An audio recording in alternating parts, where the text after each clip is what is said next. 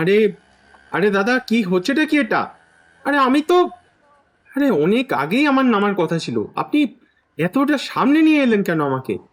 আরে আমি তো স্পষ্ট করে বলেছিলাম আমি বোসপুকুরে নামবো। তা হ্যালো, কি হয়েছে রে? কিছু না। আর বলিস না, এই ড্রাইভারটা ভুল করে অনেকটা এগিয়ে গেছে। যত্তস্ব। কি? তুই ঠিক আছিস তো? এখন কোথায় আছিস? হ্যাঁ হ্যাঁ, ঠিক আছে ঠিক আছে। তবে একটা অদ্ভুত লাগছে ব্যাপারটা।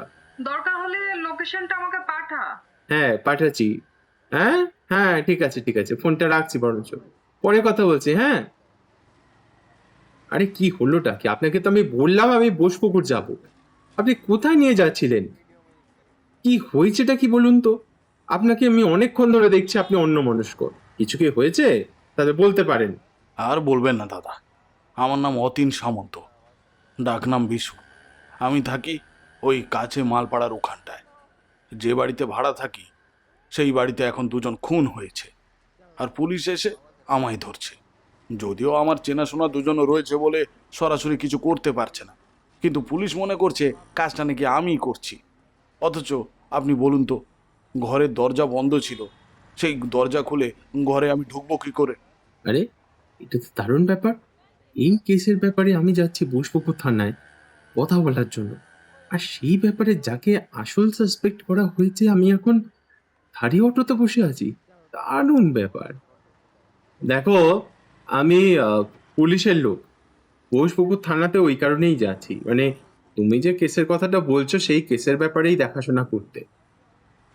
তবে তোমার সঙ্গে যখন দেখা হয়েই গেল, তবে তো খুবই ভালো হলো। আহ তোমাকে দেখে কিন্তু অপরাধী বলে মনে হচ্ছে না। আমার কথা ওরা কিছুতেই শুনছে না দাদা। সেদিন খুনটা হয়েছিল সন্ধ্যার দিকে, আর আমি সেদিন অনেক রাত পর্যন্ত গাড়িতে একজনকে নিয়ে গিয়েছিলাম। কিন্তু কি হয়েছিল বলো তো? সেদিন সন্ধেবেলা আমি অটো স্ট্যান্ডের কাছে গাড়ি নিয়ে দাঁড়িয়ে রয়েছি। মোটামুটি 8টা পর্যন্ত স্ট্যান্ডে গাড়ি থাকে, তারপর গাড়ি নিয়ে বাড়ি চলে যাই। একে তো গরমের সময় বুঝতে পারছেন, অনেক সময় পর্যন্ত লোকজন থাকে। যদি লোকজন থাকে তাহলে 8:30 অবধি যাত্রী পাওয়া যায়, কিন্তু সেদিন লোকজন খুব একটা ছিল না। 8টা বাজতে যে যার গাড়ি নিয়ে বাড়ির উদ্দেশ্যে রওনা দিয়ে দিয়েছিল। আমি দাঁড়িয়েছিলাম। বুঝতেই পারছেন, এখানে একা ভাড়া ঘরে থাকি। আমার পরিবার আছে বর্ধমানের কাছে। এখানে পরিচিত একজনের পরিচয়ে এসেছিলাম, তারপর এখানে থেকে গেছি। খুব একটা মন্দ হয় না, কিন্তু ওই গাড়ির ভাড়া দিয়ে গ্যাসের খরচা আর বাড়ি ভাড়া, নিজের খাওয়া দাওয়া সব কিছু দিয়ে বাড়িতে পাঠাবার জন্য বেশি কিছু থাকে না। অনেকবার ভেবেছি ফিরে যাব, কিন্তু ওই জায়গা ছেড়ে সহজে ফিরে যেতে ইচ্ছে করে না। বর্তমানে আমাদের জমি জমা রয়েছে, তাছাড়া বড় পরিবার, সেখানে গিয়েও বিস্তর ঝামেলা। আরে এইসব কথা নয়, তুমি ওই যেদিন সন্ধেবেলা, মানে বাড়ি ফেরার পরে কি হলো সেইটা বলো আমাকে। ও হ্যাঁ হ্যাঁ, ওটাই বলি। আপনি কি নেমে যাবেন স্যার? হ্যাঁ, নেমে তো অবশ্যই যাব। তবে এই গাড়িটাকে একটু সাইড করে দাঁড় করাও, তোমার কথাটাকে শুনি, তারপরে না হয় যাচ্ছি। মনে রেখো, এলোমেলো কিংবা ভুল কিছু বললে কিন্তু পরে তোমাকেই সমস্যায় পড়তে হবে, কাজে ঠিকঠাক বলবে যা বলার। আমি স্যার আপনাকে মিথ্যে কথা বলবো কেন? সেদিন ওই 8টা নাগাদ একটা প্যাসেঞ্জার এলো এখান থেকে, যাবে বেশ দূরে। যেতে আসতেই প্রায় ঘন্টাখানেক লেগে যাবে। প্রথমে আমি যাব না বললাম, কিন্তু তারপরে বেশি টাকার কথা বললাম। তার নাকি যাওয়ার জন্য খুব তাড়া রয়েছে এখান থেকে, মানে ওই মালোপাড়া অটো স্ট্যান্ড থেকে চৌরাস্তার মোড়ে গিয়ে তারপর সেখান থেকে কোন দূরপাল্লার বাসে লোকটা উঠবে, এমন কথাই আমায় বলল। তাই সেখানেই যাবে। তো সেখান থেকে ছেড়ে দিয়ে এলে বেশ ভালোই টাকা দেবে নাকি। আহ, আমি ভাবলাম সারাদিন যা রোজগার হয়েছে, তাই এই টাকাটা যদি পাই তাহলে এই টাকাটাই বাড়িতে পাঠাবার জন্য আলাদা করে রাখতে পারবো। প্রতিদিন এমনভাবেই হিসেব করতে হয়, না হলে মাসের শেষে টাকা পাঠাবো কি করে বলুন তো। তাকে গাড়িতে তুললাম, জানেন, বাকি পথটা সে কিন্তু বেশি কথা বলল না, শুধু গাড়িতে উঠে জোরে ভলিউম দিয়ে গান শুনতে চাইল। গান শুনতে শুনতে তাকে চৌরাস্তার মোড়ে যখন ছেড়ে দিয়ে এলাম, বিশ্বাস করবেন না স্যার, ভাড়া যেটুকু কথা হয়েছিল তা তো আছেই, তাছাড়া আমাকে আরো 100 টাকা দিল। আমিও খুশি মনে তাকে বললাম, এখানে দাঁড়িয়ে থাকবেন না স্যার, কোথাও পৌঁছে দিতে হবে? বলুন না, আমি পৌঁছে দিচ্ছি। তার জন্য আলাদা করে টাকা লাগবে না, এখান থেকে বাড়ি ফিরে যাব। না না, আমি আর কোথাও যাচ্ছি না, এখানেই থাকবো। তুমি বরং এখন ফিরে যাও, আমার জন্য দেরি করা ঠিক হবে না তোমার। আমি এখানে একটু ধীরে সুস্থে দেখে নিচ্ছি, যদি কোনো বাস পাওয়া যায়। আর যদি বাস পেয়ে যাই তাহলে তো খুব ভালো, সোজা চলে যেতে পারবো, আর কোনো ঝামেলাও থাকবে না। আর যদি কোনো কারণে বাস না পাই তাহলেও একদম চিন্তার কিছু নেই, আশেপাশে হোটেল বা লজ নিশ্চয়ই তো পাওয়া যাবে। আমি সেখানে একটা ঘরের ব্যবস্থা ঠিক করে নেব, আজকের রাতটা সেখানে কাটিয়ে দেব, আর সকালে উঠে আবার নতুন করে প্ল্যান করব কিভাবে সবচেয়ে সহজে আর আরামে যাওয়া যায়। তুমি একদম এসব নিয়ে চিন্তা করো না। আমি সব ঠিকঠাক সামলে নিতে পারবো। এখান থেকে ধীরে ধীরে সব কিছু দেখে নেব, তাড়াহুড়ো করার কোনো দরকারই নেই। তুমি নিশ্চিন্তে ফিরে যাও, আমি ঠিক আছি। এরপরে আমি আর কি করি, আমি গাড়ি নিয়ে তাকে ছেড়ে দিয়ে চলে এলাম। শেষ দেখেছিলাম সে হাঁটতে হাঁটতে সামনের হোটেল যেগুলো আছে ওদিকটায় চলে যাচ্ছে। এবার আসল ব্যাপারটা বললো তো, মানে ওই বাড়িতে গিয়ে তুমি কি দেখলে? আমি পুলিশকে আগেও বলেছি স্যার, কিন্তু পুলিশ আমার কথা বিশ্বাস করতে চায়নি। যাদের বাড়িতে আমি থাকি তারা হলো মল্লিকবাবু আর মল্লিকবাবুর স্ত্রী। তারা থাকে দোতলায়। প্রতিদিন আমি যখন গাড়ি ভেতরে ঢোকাই তখন ব্যালকনির কাছ থেকে মল্লিকবাবুর কথা শুনতে পাই। উনি চেয়ারে বসে থাকেন, কিন্তু কাল তাদের কাউকে আমি দেখতে পেলাম না, এমনকি কথাও কোনো শুনতে পেলাম না। সন্ধ্যের একটু পরে, মানে আমি যাব তার একটু পরেই ওদের কাজের মেয়েটা আসে, শেষ রাতের খাবার করে দিয়ে যায়, রুটি আর একটু তরকারি। মল্লিকবাবু আর তার স্ত্রী বয়স হয়েছে তো, তাই ওইটুকুতেই হয়ে যায় ওদের। তো তারা বেশি কিছু আর খায় না তখন। তো আমিও ঢুকলাম, গাড়িটা রেখে একতলার ঘরের দরজা খুলে ভেতরে ঢুকতে যাব, এমন সময় মেয়েটা এলো। আমার সঙ্গে তার একবার চোখাচোখি হলো। সে পাশের সিঁড়ি দিয়ে উঠে উপরে চলে গেল। আমিও দরজা খুলে ভিতরে ঢুকে লাইটটা জ্বালাতে যাব, এমন সময় কাজের মেয়েটা চিৎকার করে উঠল। তার ঠিক সঙ্গে সঙ্গে আমি ছুটে গেলাম। উপরে গিয়ে দেখি কাজের মেয়েটা দরজা খুলেই ভয়ে চিৎকার করে পাথরের মতো দাঁড়িয়ে আছে। ঘরের ভেতরে উঁকি মেরে দেখতে পেলাম মেঝের উপর পড়ে রয়েছে মল্লিকবাবু আর তার স্ত্রী। দুজনের চোখ দুটো খোলা, তবে দেখে বোঝা যায় যে দেহে কোনো প্রাণ নেই, অথচ শরীরে আঘাতের কোনো চিহ্ন মাত্র নেই। আমিও চিৎকার করে উঠলাম, কি সর্বনাশ, কি করে হলো এসব, কে করলো? কাজের মেয়েটা আমার দিকে একবার তাকালো, আর তারপর কিছু না বলে তাড়াতাড়ি নিচের দিকে নেমে গেল চিৎকার করতে করতে। আমিও কিছুক্ষণ দাঁড়িয়েছিলাম। তারপর যখন নেমে আসছি তখন আশেপাশের লোকজন চলে এসেছে। তাদের মধ্যে অনেকেই আমার দিকে আর চোখে তাকাচ্ছে, কিন্তু কিচ্ছুটি বলছে না। আর তারপরে তো আপনি শুনলেন, আমায় সন্দেহ শুরু করল। পুলিশ অফিসার অজয় দত্তের সামনে সমস্ত কথাগুলো বলে চুপ করে সরঞ্জিৎ বলল, দেখুন, পুলিশ ওই ড্রাইভারকে সন্দেহ করেছে, ওর নাম মতিন। পুলিশের সন্দেহের উপরে আমি কোনো কিছু বলতে চাইছিও না আর বলবো না, কিন্তু আমার একটা বক্তব্য, সেটা হচ্ছে ওর কথাটা তো একবার শোনা দরকার। মানে সব দিক থেকে যখন সমস্ত প্রমাণ ও সপক্ষে একদমই নেই, তখন দেখুন সরঞ্জিত বাবু, আমাদের হাতে এই মুহূর্তে সন্দেহ করার মতো কেউ নেই। যে কাজের মেয়েটির কথা আপনি বলছেন, সেই কাজের মেয়েটির কাছে বাড়ির চাবিটা ছিল, সে কথা ঠিক, কিন্তু ওই বাড়িতে প্রায় 10 বছরের বেশি সময় ধরে ও কাজ করছে। একমাত্র তাকে আর ওই ড্রাইভার অতীনকে সন্দেহ করা ছাড়া আমরা তো আর কাউকে সন্দেহ করতে পারবো না। ওরা দুজনই এই বাড়িতে ছিল। আর তাহলে কাজের লোকটিকে কি যেন বললেন মেয়েটার নাম? হ্যাঁ হ্যাঁ, মনে পড়েছে, খুশি। তা ওকে সন্দেহ করতে পারছেন না কেন আপনারা? তার যথেষ্ট কারণ রয়েছে। সেদিন যে সময় ওই বাড়িতে অতীন গিয়ে পৌঁছয়, ঠিক সেই সময়ের একটু পরেই গিয়েছিল খুশি, রাত 9টা নাগাদ সে আগের কাজের বাড়ির থেকে বেরিয়েছিল। তাদের বাড়ির লোকেরা সে কথাই জানিয়েছে, এবং সেই সূত্র ধরে খুশি বাকি যা কথা বলছে সে সমস্ত কথাই সে সত্যি বলছে। কিন্তু অতীনও তো সেদিন রাত করে একটা প্যাসেঞ্জারকে নামিয়ে দিয়ে তারপরে এসে ফিরেছিল, মানে এমন কথা তো সে বলেছে। তাছাড়া খুশি যখন ওই বাড়িতে গিয়ে উঠেছিল, মানে মল্লিক বাড়িতে যখন গিয়ে খুশি পৌঁছেছিল, তখন অতীন নাকি ঘরের দরজা খুলছিল। সেক্ষেত্রে অতীনের সরঞ্জিত বাবু, এইভাবে আপনি কেসের সমাধান করেন?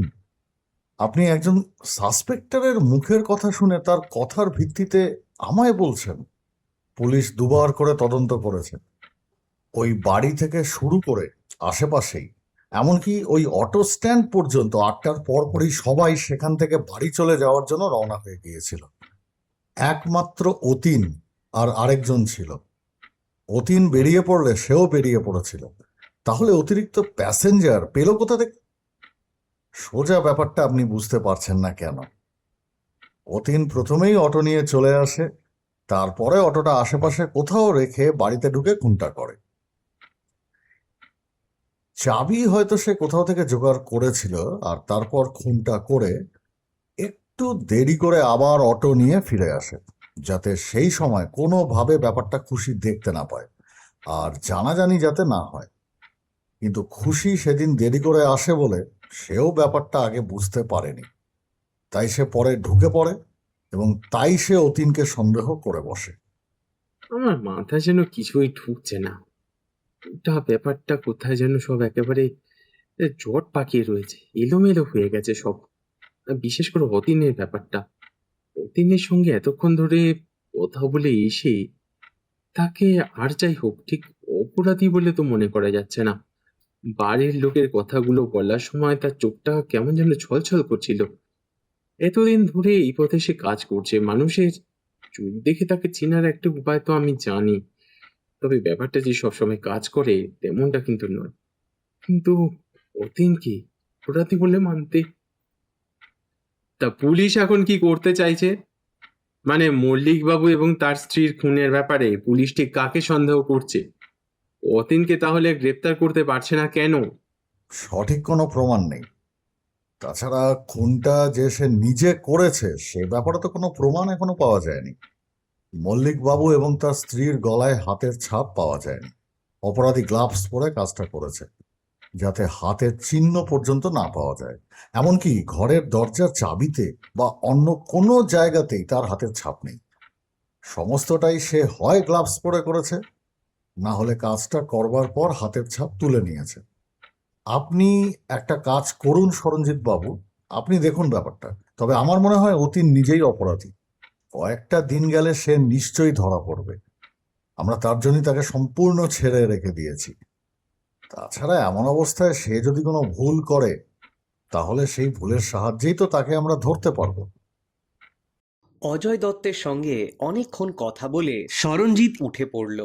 বাইরে বেরিয়ে আসতেই থানার সামনের বড় রাস্তার কাছ দিয়ে হুস হুস করে চলে যাওয়া গাড়িগুলো তার চোখে পড়ল। বোসপুকুরের জনবহুল এলাকায় এই থানাটা।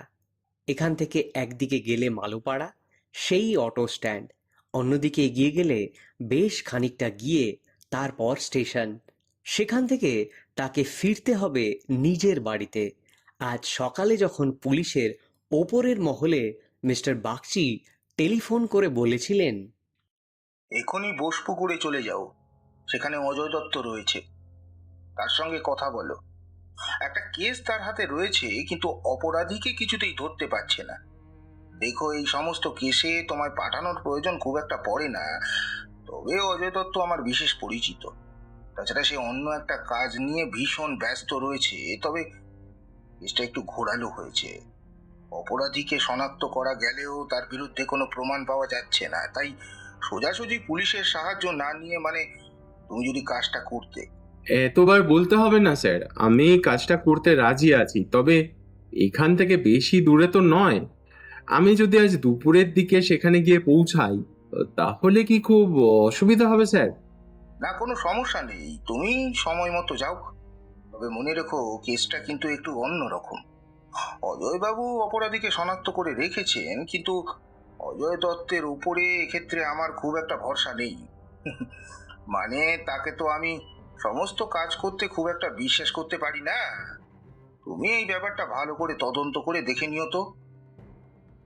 মিস্টার বসুর কথাগুলো বারবার যেন কেন শুধু শুধু মাথার মধ্যে ঘুরে বেড়াচ্ছে কে জানে। আর যদি সেটাই হয় তাহলে অজয় দত্তর কথায় অতীনকে সন্দেহ করাটা কিন্তু একেবারেই ঠিক কাজ হবে না। তাহলে এখন প্রশ্ন, ঘটনাটা ঘটলো কি করে? একটা কাজ করি, বরঞ্চ অটো স্ট্যান্ডে গিয়ে দেখি ব্যাপারটা, যদি কিছু জানা যায়। আহ এই পোষপুকুর আর মালোপাড়া এলাকার মাঝামাঝি তো আমার এক আত্মীয়র বাড়ি আছে, যদিও সেটা দুঃসম্পর্কের। তাহলে কি এবার সেখানে যাব? একটু অস্বস্তি হবে ঠিকই, কিন্তু কাজের প্রয়োজনে সেটা তো আমাকে করতেই হবে। স্মরণজিৎ এই বাড়িতে এসেছে অনেক দিন পর। এটা তার এক দূর সম্পর্কের মাসির বাড়ি। মাসির ছেলের বয়স স্মরণজিতের চেয়ে বেশ খানিকটা কম। স্মরণজিৎকে সে বলল, সরঞ্জিত দা, আমায় একটা কথা বলো তো ভালো করে। আমাদের বাড়িতে তো তুমি কখনো আসো না। মাঝে মধ্যে মোবাইলে কথা হয় বটে, কিন্তু হঠাৎ করে আমাদের বাড়িতে এলে যে, কি ব্যাপার? সব ঠিক আছে তো? আরে তোর মাকে তো বললাম আসলে এদিকে একটু ঘুরতে এসেছিলাম, তার মধ্যে হুম। মা বাবা কিন্তু অনেক খবর রাখে না, যেগুলো আমি রাখি। তুমি পুলিশের কোনো একটা কিছুতে কাজ করছিলে বলে আমি শুনেছিলাম, আর তার মধ্যেই এখানে এসেছো।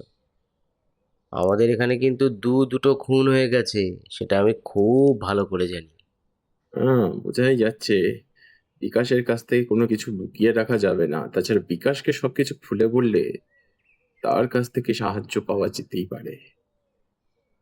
আহ, দেখ, সব কথা তো তোকে আমি খুলে বলতেই পারি, কিন্তু আমাকে কথা দিতে হবে এই সমস্ত কথা কিন্তু বাড়ির কাউকে তুমি বলতে পারবে না। মানে তুই বলবি না, একমাত্র তোর আর আমার মধ্যেই ব্যাপারটা থাকবে। আর একটা বড় দায়িত্ব নিয়ে আমাকে এখানে আসতে হয়েছে, বুঝলি? আর তার জন্যই বোসপুকুর আর মালোপাড়ার মাঝামাঝি যে এখানে থাকাটা আমার জন্য খুব গুরুত্বপূর্ণ। আশা করি তুই সেটা এতক্ষণ নিশ্চয়ই বুঝতে পেরে গেছিস।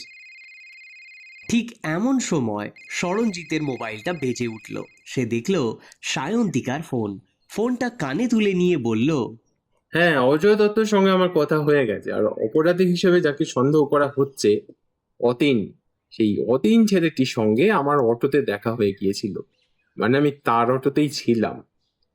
তখন তো আর বুঝতে পারিনি যে সেই প্রধান সাসপেক্ট, কিন্তু জানিস আমার কেন যেন মনে হচ্ছে সে এমন কাজটা করেনি।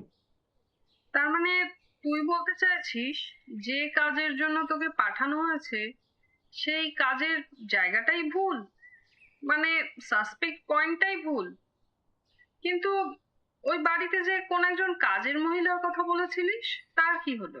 দেখ, অতীন নামের এই লোকটাকে, মানে ওই ছেলেটাকে অজয় দত্ত যে সন্দেহ করছে, আমার মনে হয় সেই লোকটা কিন্তু কালপ্রিট নয়। তবে কাজের মেয়েটির ব্যাপারে আমি কিন্তু এখনো ঠিক জানি না। তাহলে আমার মনে হয় আগে মেয়েটির ব্যাপারে খোঁজখবর করা দরকার। আর এই অতীনের ব্যাপারে এমন ভাবে চোখ বন্ধ করে তাকে নিরপরাধ ভাবাটার কোনো মানে নেই। কিন্তু ওই অটো স্ট্যান্ডে গিয়ে তার ব্যাপারে একবার খোঁজ নে।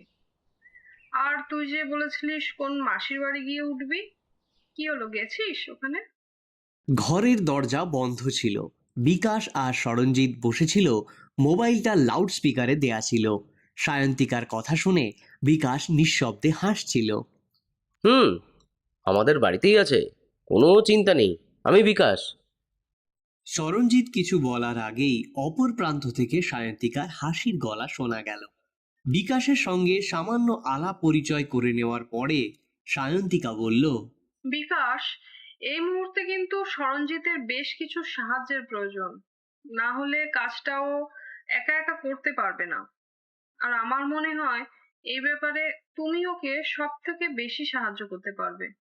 হ্যাঁ হ্যাঁ, বুঝতে পারছি, কিন্তু সরঞ্জিতদা বলল পুলিশ এই ব্যাপারে অতীনকে নাকি সন্দেহ করছে। তাহলে তো আমাদের এখনই বেরিয়ে পড়তে হবে। এইসব ব্যাপারে তো একটু খোঁজখবর নেওয়া দরকার, যাতে গোটা ব্যাপারটা আমরা ভালো করে সাজিয়ে রাখতে পারি। বিকাশের গুছিয়ে কথাবার্তা শুনে এর মনে হলো বিকাশ এই ব্যাপারে সত্যি সত্যিই তাকে ভালো করে সাহায্য করতে পারবে। তাই আর দেরি না করে সে তৈরি হয়ে নিয়ে সায়ন্তিকাকে বলল, প্রথমে ওই মল্লিকদের বাড়িটা, তারপর অটো স্ট্যান্ড, তারপর যদি সম্ভব হয় আজকের মধ্যে ওই মেয়েটার ব্যাপারে একটু খোঁজ খবর নেব। তাই কর, বুঝলি? তারপরে দেখ কি হয়। সায়ন্তিকা অপর প্রান্ত থেকে ফোনটা কেটে দিতে বিকাশ বলল, সরঞ্জিত দা, আমাকে একটা কথা সত্যি করে বলো তো, তুমি কি পুলিশের গোয়েন্দা নাকি? মানে তেমনই তো মনে হচ্ছে। পুলিশের সঙ্গে তুমি কাজ করছো, আবার পুলিশের ওপর দিয়ে তদন্ত করার চেষ্টা করছো। ব্যাপারটা কি বলবে একটু? তেমন কিছুই নয়, পুলিশের হয়েই আমি কাজ করছি। পুলিশ তো আর সমস্ত কাজ একভাবে করতে পারে না, নানা বিষয় নিয়ে তাদের মাথা ঘামাতে হয়। সেই সুযোগে আমি এই কেসটাকে বলতে পারো হাতে নিয়েছি। দেখ, মল্লিক বাড়িতে যে দুটো খুন হয়েছে সেই দুটো খুনের ব্যাপারে আমায় কিন্তু তদন্তটা করতেই হবে। পোস্টমর্টেম রিপোর্টটা থানাতে আমি দেখে এসেছি, কারণ দুটো খুনই হয়েছে গলা টিপে। কিন্তু ব্যাপারটা হলো, ঘর থেকে কোনো কিছু কিন্তু চুরি যায়নি।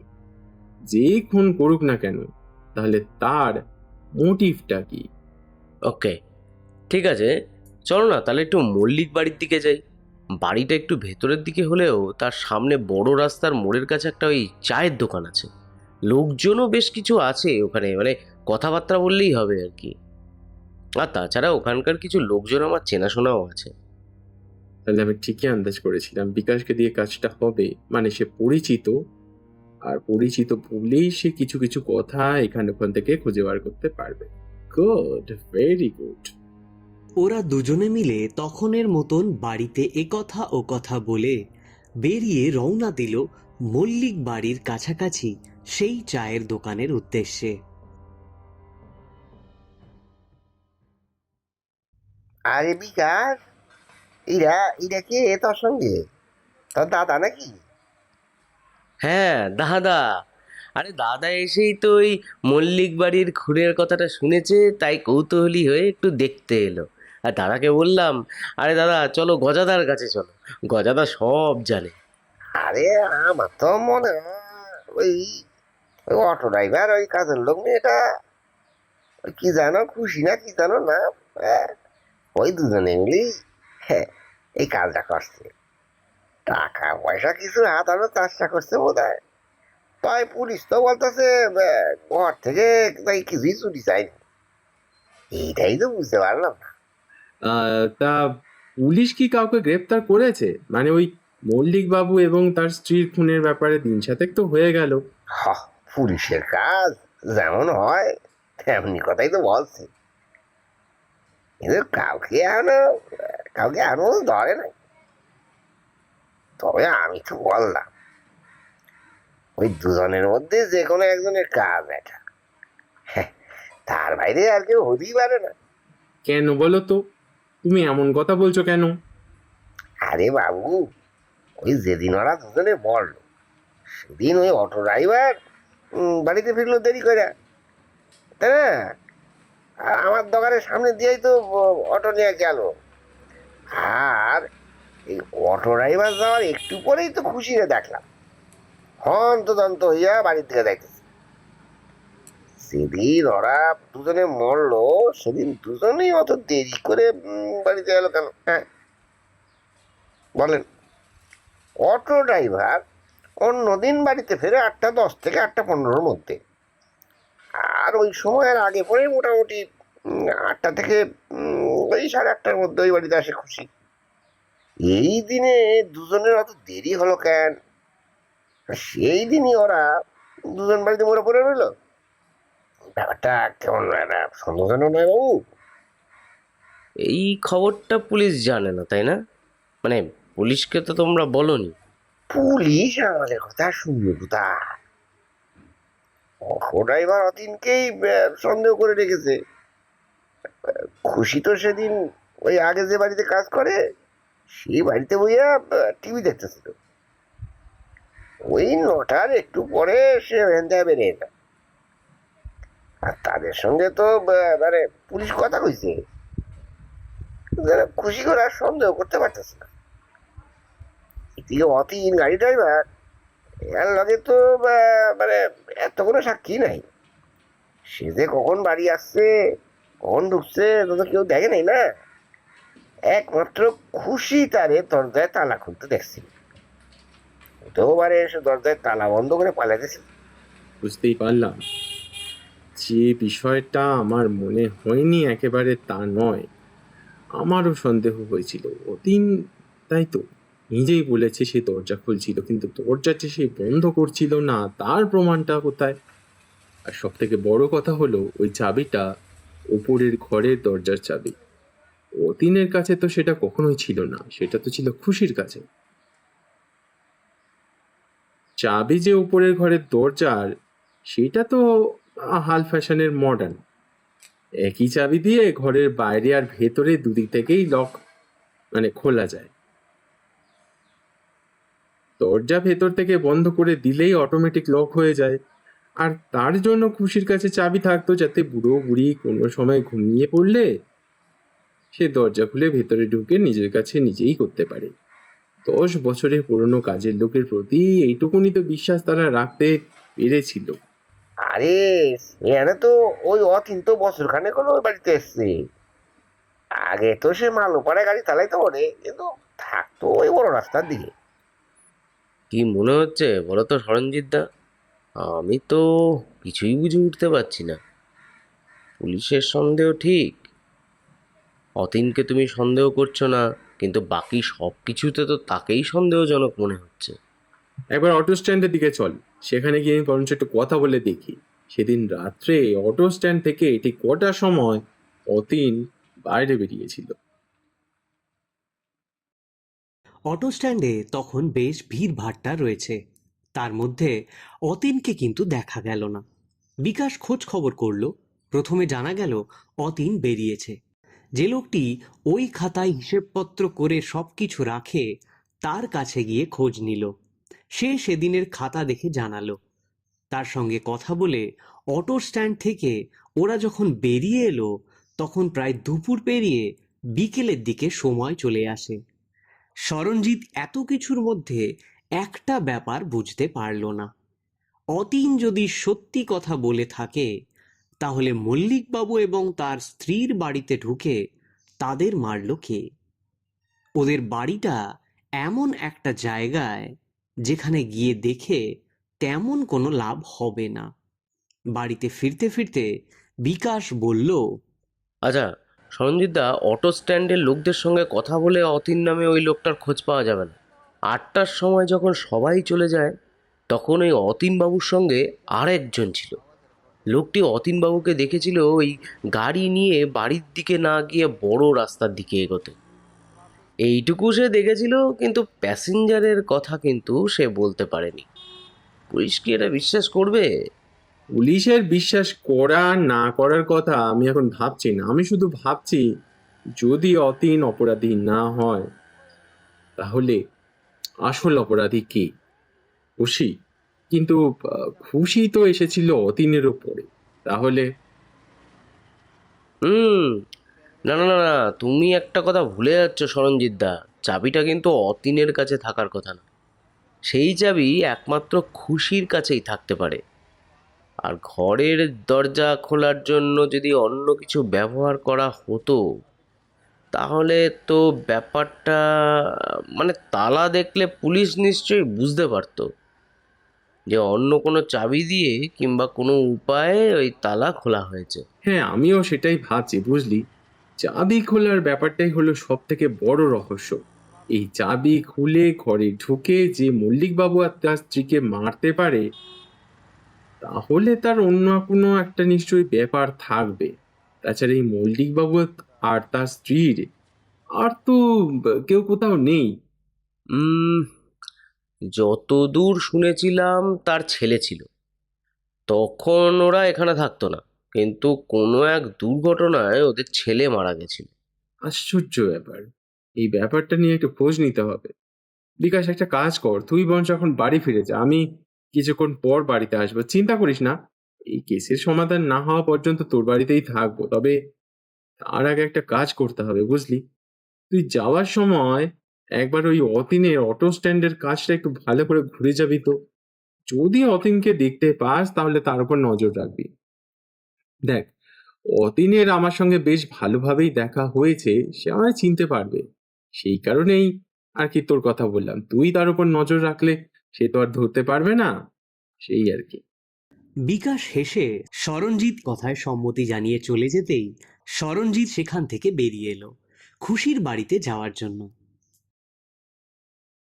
এর মাঝে দেখতে দেখতে 2টো দিন কেটে গেছে। তৃতীয় দিনে সরঞ্জিত এবং তার সঙ্গে বিকাশ বসে রয়েছে বোসপুকুর থানায়। উল্টো দিকে চেয়ারে বসা অজিত দত্ত বললেন, কি ব্যাপার সরঞ্জিত বাবু, কোনো খবর হলো? মানে ওই অতীনকে ধরতে পারা যায় এমন কোনো সাক্ষ্য প্রমাণ? না, তবে তার বদলে এমন কিছু হাতে এসেছে যেগুলো দিয়ে প্রমাণ করা যায় যে অতীন কাজটা করেনি। আপনার সেই এক কথা, আরে অতীনের বলা সমস্ত কথাই মিথ্যে। সেদিন স্ট্যান্ড থেকে বেরিয়ে সে অটো অন্য কোথাও রেখে সোজা বাড়িতে ফিরে এসেছিল। সে কোনো প্যাসেঞ্জার নিয়ে বড় রাস্তার কাছে যায়নি। বড় রাস্তায় বাস স্টপেজের কাছ থেকে যে বাসগুলো ছাড়ে সেখান থেকে কিন্তু সেদিন এই পথে একজনই যাত্রী ছিল, আর তার আসল বাড়ি ছিল মুকুন্দপুর। সেখান থেকে সেদিনের সকালের বাসে সে এসেছিল এখানে, আর একদম শেষ রাত্রে বাসে করে সে ফিরে যায়। সব থেকে বড় কথা, যে যাত্রীর কথা অতীন বলেছে সেই যাত্রীকে সে নিজে ওখানে দিয়ে এসেছিল। এমনকি সামনের একটা হোটেলে সেই যাত্রী রাতের খাবার খেয়ে তারপরে ওই বাসে উঠেছিল। এসব আপনার মন গড়ানো কথা, মানে আপনি যা ইচ্ছে তাই বানাতে পারেন। দেখুন, একটা কথা বলি, সেদিন অটোটা নিয়ে যখন অতীন ওই অটো স্ট্যান্ড থেকে বেরিয়েছিল তখন অটো স্ট্যান্ডের একজন কিন্তু তাকে দেখতে পায়। যদিও প্যাসেঞ্জার সে তখনও পায়নি, প্যাসেঞ্জার পেয়েছিল আর একটু এগিয়ে গিয়ে। কিন্তু এই বড় রাস্তার কাছে যেখানে অতীন গিয়েছিল সেখান থেকে ফেরার পথে এক পান সিগারেটের দোকানে সে সিগারেট খেয়েছিল, সে প্রমাণ আমার কাছে রয়েছে। সিগারেট খেতে খেতে দোকানের কাছে দাঁড়িয়ে সে নিজের প্যাসেঞ্জারের সঙ্গে কথা বলছিল, আর তার টিপসের কথাটাও বলেছিল। এবার আপনি বলতেই পারেন যে অতীন গোটা ব্যাপারটাকে বানিয়ে বানিয়ে বলার জন্য তৈরি করেছিল, কিন্তু পান সিগারেটের দোকানদারের বলা কথা, অর্থাৎ প্রায় 8:40 এবং সেখান থেকে অটো নিয়ে অতীনের বাড়ি ফেরা প্রায় 9:10-15, এই দুটো সময়ের মধ্যে কিন্তু কোনো রকম কোনো ভুল নেই। আর এখান থেকে জোরে অটো নিয়ে ফিরলেও 30 মিনিট কিংবা তার বেশি তো অবশ্যই লাগার কথা। তার মানে আপনি বলতে চাইছেন অতীন ওই সময় এখানে ছিল না, তার আগে যদি কোনো সময় সে বাড়িতে ফিরে এসে কাজটা করে থাকে? 8টার আগেই একেবারেই সম্ভব নয়, কারণ ওই রুটে গাড়ি চলাচল করে, তার একটা নির্দিষ্ট সময় থাকে। তাছাড়া রোড থেকে গাড়ি বার করে বাড়িতে নিয়ে গিয়ে তারপর সেখানে থেকে খুনটা করে ফিরে আসার মধ্যে অনেকটা সময় কিন্তু লাগবে। ওই রুটে অটো চলাচল করতে সময় লাগে 8 ঘন্টা এবং বাকি সময়টা থাকতে হয়। এবার আপনি বলুন, অতীন যদি ওখান থেকে বেরিয়ে আসতো তাহলে কেউ না কেউ ব্যাপারটা তো নিশ্চয়ই খেয়াল করতো, তাই না? কিন্তু অতীন যদি খুনটা না করে থাকে তাহলে এই খুনের পেছনে কে রয়েছে? আর যা আপনি বললেন চাবির ব্যাপারটা, চাবিটা কার কাছে ছিল? হ্যাঁ, চাবির ব্যাপারে খোঁজ করতে গিয়ে একটা ব্যাপার কিন্তু আমরা জানতে পেরেছি। পুলিশের তদন্তে তখন খুশি সমস্ত কথা বলেছিল। তারপরে খুশি এখান থেকে চলে গিয়েছিল একদিনের জন্য তার মামার বাড়িতে, আবার সে ফিরে আসে। খুশির মামার বাড়ি কোথায় সেই কথা কি আপনি কখনো খোঁজ নিয়ে দেখেছেন? বিকাশ মিটি মিটি হাসে। অজিতবাবু বুঝতে পারেন সরঞ্জিত কিছু একটা ধরতে পেরেছে, তাই চেয়ারে সোজা হয়ে বসে তিনি বললেন, মানে খুশির মামা বাড়ি কোথায় সেটা জেনে আমি কি করব? আরে, এই কেসে আসলে এই ব্যাপারটা জানাটা কিন্তু সব থেকে প্রয়োজনীয় ব্যাপার। খুশির মামা বাড়ি হলো সেই মুকুন্দপুর, যে মুকুন্দপুর থেকে সেদিন সকালে একজন বাসে করে এসে নেমেছিল ওই বড় রাস্তার কাছে। তারপর সেখান থেকে সে মালোপাড়ার অটো স্ট্যান্ড পেরিয়ে ভেতরে চলে আসে। কিভাবে এসেছিল সে ব্যাপারে আমি যাচ্ছি না, তবে আবার সেদিন ওই 8টা নাগাদ অতীনের অটো করেই সে ফিরেছিল। আমি তো কিছুই বুঝতে পারছি না। আপনি পরিষ্কার করে যদি ব্যাপারটা আমায় বলেন তাহলে। পরিষ্কার করে বলার জন্য আজ থেকে প্রায় 10 বছর আগে একটা কেসের ব্যাপারে কিন্তু আপনাকে জানতে হবে। এই মল্লিক বাবু এবং তার স্ত্রী, তাদের একটি ছেলে ছিল, যে আজ থেকে প্রায় 10 বছর আগে একটা দুর্ঘটনায় মারা পড়ে। এই দুর্ঘটনায় শুধু মল্লিক বাবুর ছেলে নয়, আর একজন মারা পড়েছিল। মল্লিকবাবু আর তার স্ত্রীর ব্যাপারে তদন্ত করতে গিয়ে 10 বছর আগের খবরটা আমাদের সামনে এসেছিল। তবে তখন ওরা এখানে থাকতো না। এক মিনিট সরঞ্জিত বাবু, তখন ওরা মুকুন্দপুর বলে ওই জায়গাটাতেই থাকতো মনে পড়ছে, তাই না? কিন্তু ব্যাপারটা কি হয়েছিল বলুন তো। দেখুন, পুলিশ কিভাবে তদন্ত করেছিল তা আমি জানি না, জানতে চাইও না। অতীনকে সন্দেহ আমিও করেছিলাম, কিন্তু 10 বছর আগে মুকুন্দপুরে ঘটে যাওয়া একটা দুর্ঘটনা যেন সবকিছুকেই কেমন যেন বদলে দিয়েছিল। আজ থেকে 10 বছর আগে মুকুন্দপুরে একটা দুর্ঘটনা ঘটে। তাতে মোট 3জন মারা গিয়েছিল। 2জন ছিল নন্দন চক্রবর্তী নামে একজনের বাবা মা, আর এদিকে মল্লিক বাবু ছেলে বিজয় মল্লিক। ঘটনাটা হয়েছিল বিজয় মল্লিককে বাঁচাতে গিয়ে, কিন্তু বিজয় শেষ পর্যন্ত বাঁচেনি। গাড়ির ধাক্কাতে সে যেমন মারা পড়ে, তেমনি গাড়িটা নিয়ে বেকায়দায় পড়ে যাওয়ার জন্য নন্দন চক্রবর্তীর বাবা এবং মা দুজনেই মারা পড়ে যায়। মানে এদিকে শেষ সময় গোটা ব্যাপারটাই নন্দনের মনের উপর একটা খুব খারাপ প্রভাব ফেলেছিল। তাই তার বাড়ির লোকেরা তাকে সেখান থেকে অন্যত্র বোর্ডিংয়েও পাঠিয়ে দিয়েছিল। তার খবর নিয়ে সে কথা আমি জানতে পেরেছি। বছরখানেক আগে নন্দন মুকুন্দপুরে ফিরে এসেছে। কিন্তু তার সঙ্গে মল্লিকবাবুর মৃত্যু এবং তার স্ত্রীর মৃত্যুর সম্পর্কটা কি? তার মানে আপনি কি বলতে চাইছেন? নন্দন কোনোভাবে ওদের খুন করেছে, কিন্তু মুকুন্দপুর থেকে সেখানে এসে তাদের ঘরে ঢুকে কাজটা করলো কিভাবে? মল্লিকবাবুর মৃত্যুর ঘটনা ঘটার একদিনের মধ্যে খুশির মামা বাড়িতে যাওয়ার কারণটা আপনি বুঝতে পারলেন না। আমি কিন্তু বিকাশের সঙ্গে ঘুরতে ঘুরতে একটা ব্যাপার খুব পরিষ্কারভাবে বুঝতে পেরেছি। এই খুশি খুব চালাক একটা মেয়ে। যতবারই তার সঙ্গে আমরা কথা বলার জন্য গিয়েছি, ততবারই সে কথায় কথায় আমাদের কিন্তু পুলিশের ভয় দেখিয়েছে। হ্যাঁ দাদা, পুলিশের কথা বলেনি, আর তার জন্য সে আমাদের সঙ্গে কথাও বলতে চায়নি। তার মানে তোমরা বলতে চাইছো খুশিকে ধরলে আমরা সমস্ত কথা বুঝতে পেরে যাব। কিন্তু খুশি বা কেন এই সমস্ত কাজ করতে যাবে? তবে আমার একটা অন্য সন্দেহ আছে। এই খুশির ওপরে পুলিশের পাহারা রাখার ব্যবস্থা কিন্তু অবশ্যই করতে হবে, এবং সেটা এখন থেকে। আপনি চাইলে আমি কিংবা আমার সঙ্গে আমার ভাই বিকাশ এই ব্যাপারটা কিন্তু আপনাকে সাহায্য করতে পারি। আচ্ছা, আমি ঠিক বুঝতে পারছি না এই ব্যাপারটা কি করা প্রয়োজন। আচ্ছা, আপনি আপনার মতো করে কাজ করুন। অতীন যখন সন্দেহের তালিকা থেকে সরে যাচ্ছে, তাহলে আপনি দেখুন আপনি কি প্রমাণ করতে পারেন। খুশি কিংবা নন্দন যদি কাউকে গ্রেফতার করতে হয়, তাদের কিন্তু সঠিক কোনো প্রমাণ খুঁজে বার করতে হবে, না হলে আদালত পর্যন্ত কেসটা যাবে না। সেই চেষ্টাই আমি করব। তবে তবে আশা করছি খুব শিগগিরই একটা না একটা স্বীকারোক্তি আপনার সামনে হয়ে যাবে। আপনি চিন্তা করবেন না, বুঝলেন? কথাটা বলে থানা থেকে বিকাশ এবং সরঞ্জিত বাইরে বেরিয়ে এলো। অজিত দত্ত কিছুক্ষণ চুপ করে বসে ফাইলটা নিয়ে কি যেন দেখতে লাগলেন।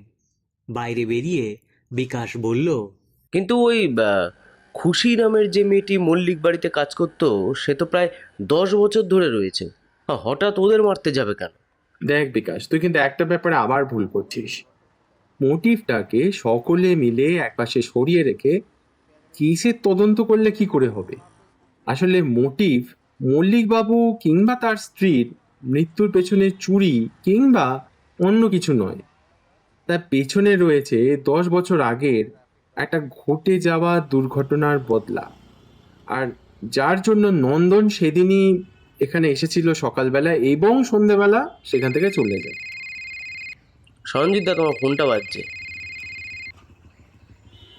খুশিকে ধরা কিন্তু খুব একটা সহজ কাজ হবে না।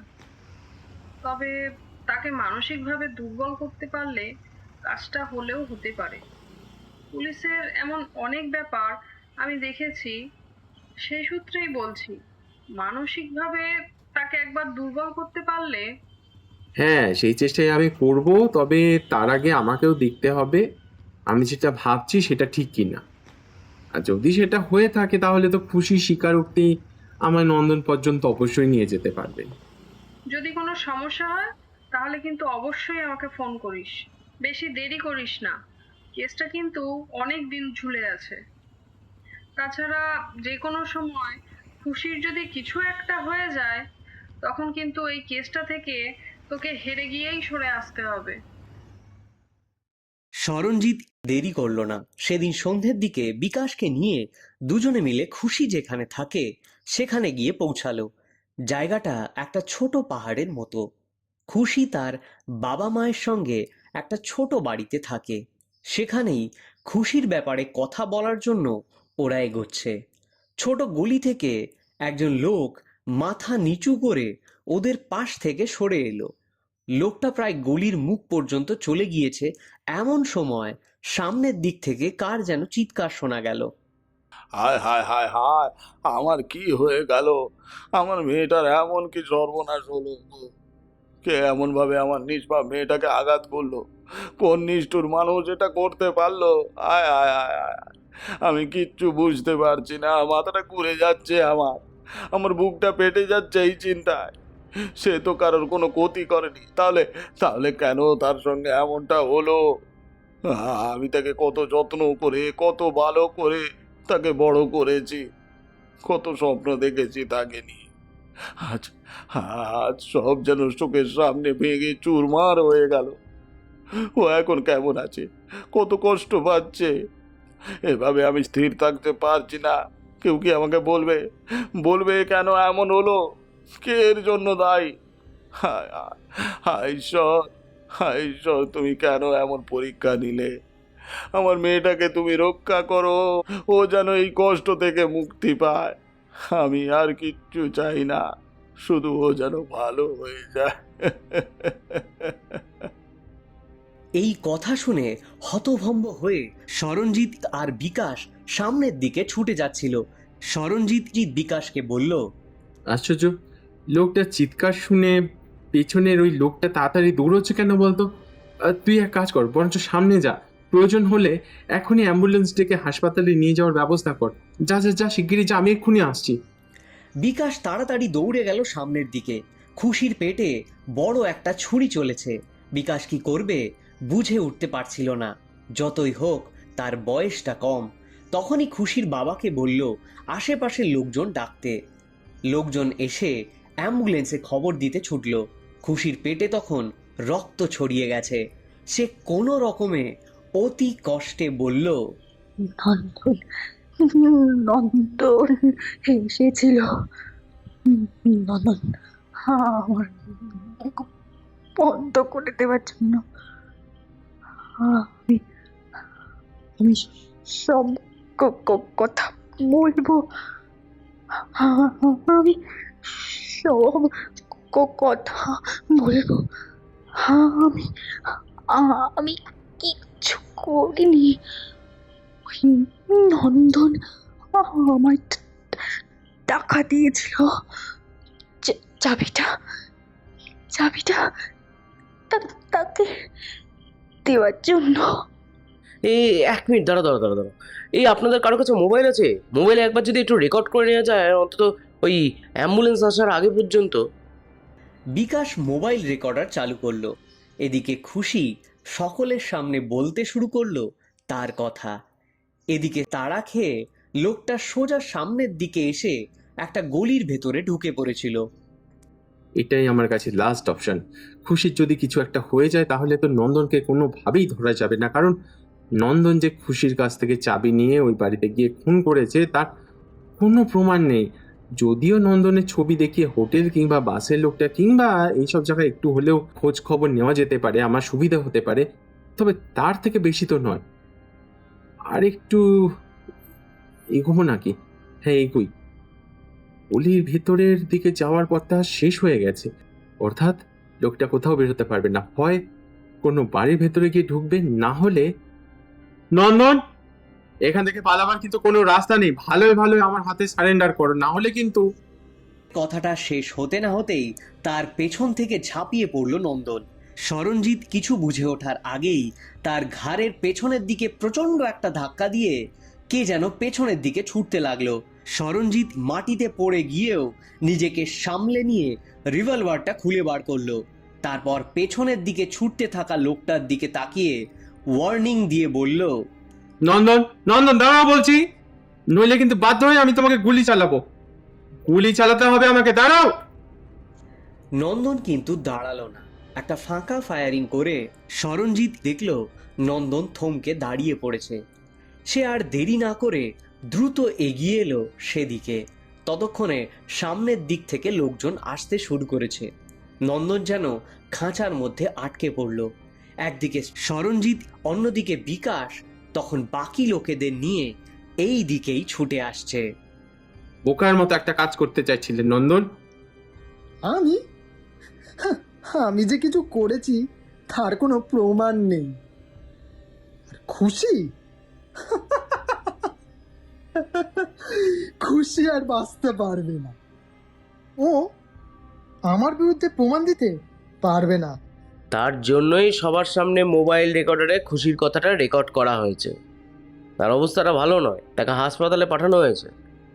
এখনই আমাদের একবার থানায় যাওয়া দরকার সরঞ্জিত দা। নন্দন কিন্তু আর কিছু করল না। নন্দনকে থানায় জমা দিয়ে সমস্ত কথা বলেই অজিত দত্তের সামনে থেকে সরঞ্জিৎ যখন উঠে দাঁড়ালো তখন প্রায় রাত হতে চলেছে। অজিত দত্ত বললেন, আপনার সমস্ত তথ্য প্রমাণের ভিত্তিতেই আমরা কেস তৈরি করব। তবে আদালতে কেসটা উঠলে নন্দন কিন্তু অনেক সুবিধা পেয়ে যাবে। বিশেষত মোবাইলে রেকর্ড করার ব্যাপারটা কতটা কাজে লাগবে আমি জানি না, তবে ওই 10 বছর আগের অ্যাক্সিডেন্টের ব্যাপারটাও আমরা ঘেঁটে দেখছি। দেখুন, তথ্য আরো জোগাড় করা যাবে। সেদিন যে নন্দন এসেছিল এবং এখান থেকে গিয়েছে তার সমস্ত প্রমাণ আমি খুঁজে বার করব।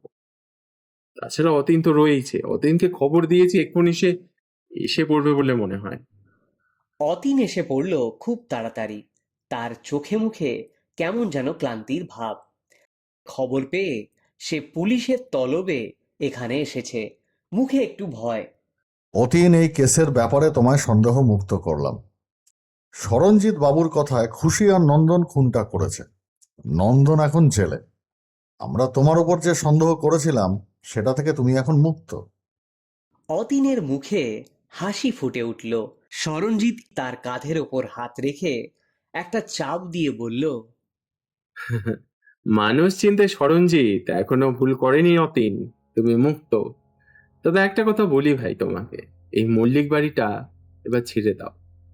আর শোনো, তোমার অটোটা নিয়ে তুমি একটা কাজ করো, বর্ধমানে ফিরে যাও, এখানে আর থেকো না। বাড়িতে সমস্যা যাই হোক না কেন সেখানেই থাকো। অতীন মাথা নাড়ল। বিকাশ আর সরঞ্জিৎ বেরিয়ে এলো। বেরিয়ে এসেই সে সায়ন্তিকাকে মোবাইলে সমস্ত কথা বলতেই অপর প্রান্ত থেকে সায়ন্তিকা বলল, খুশি যে এমন একটা কাজ করতে পারে, তাও আবার টাকার জন্য, সেটা কিন্তু আমি একদমই ভাবতে পারিনি। স্বীকারোক্তিতে কি বলেছিল খুশি? সে কি জানতো যে মল্লিক বাবু আর তার স্ত্রীকে মারা হবে? আর ঠিক এইখানেই একটা গেম খেলেছিল নন্দন। সে মুকুন্দপুরে খুশির মামা বাড়িতে থাকার সময় খুশির সঙ্গে কথাবার্তা বলে তাকে হাত করেছিল এবং জানিয়েছিল ওই বাড়িতে মল্লিকবাবু এবং তার স্ত্রীর সঙ্গে তার অনেক আগের পরিচিতি আছে। একটা জিনিস এই বাড়ি থেকে চুরি করে আনতে চায় যে সেটা নাকি তারই পরিবারের, আর মল্লিকবাবু আজ থেকে অনেক বছর আগে সেটা নাকি চুরি করে নিয়ে গিয়েছিলেন এবং সে তার প্রতিশোধ নিতে চায়। কিন্তু খুশি যদি জানতো এমন একটা ঘটনা, মানে এমন একটা ব্যাপার ঘটতে চলেছে, তাহলে হয়তো সে এমন কিছু করতো না। মৃতদেহ দেখে তাহলে অমন করেছিল কেন? খুন করে চলে যাওয়ার সময় চাবিটা নন্দন দিয়ে গিয়েছিল খুশিকে। খুশি যে বাড়িতে বসে সেদিন রাত 9টা পর্যন্ত টিভি দেখেছিল, সেখানেই একজন জানিয়েছেন আর কি। জানলার কাছ থেকে যখনই অতীনের অটো চলে যায় তখনই সে বেরিয়ে পড়ে। অর্থাৎ টিভি দেখা মাঝপথে রেখে সে বেরিয়েছিল। পুলিশের তদন্ত একরকম ঠিকই হয়েছিল, কিন্তু আমি যখন ওদেরকে জেরা করি তখন ব্যাপারগুলো আস্তে আস্তে পরিষ্কার হতে শুরু করে। খুশি কোনো কিছুই জানতো না। জানুক আর না জানুক, অপরাধীকে সাহায্য করেছিল, কিন্তু সে মারা গেছে। এখন তো আর ওসব বলে লাভ নেই, তাই না? তবে নন্দনকে আদালত পর্যন্ত নিয়ে যাওয়াটা কি সহজ হবে? দেখ, বাকিটা তো পুলিশের কাজ। সমস্ত তথ্য প্রমাণ যেটুকুনি আমি পেরেছি সেটুকুনি তুলে দিয়েছি, বাকিটা তো আমার জানা নেই, তাই না? ঠিক আছে, রাখছি। ফোনটা রেখে বিকাশকে নিয়ে সরঞ্জিত এগোতে লাগলো তার বাড়ির দিকে।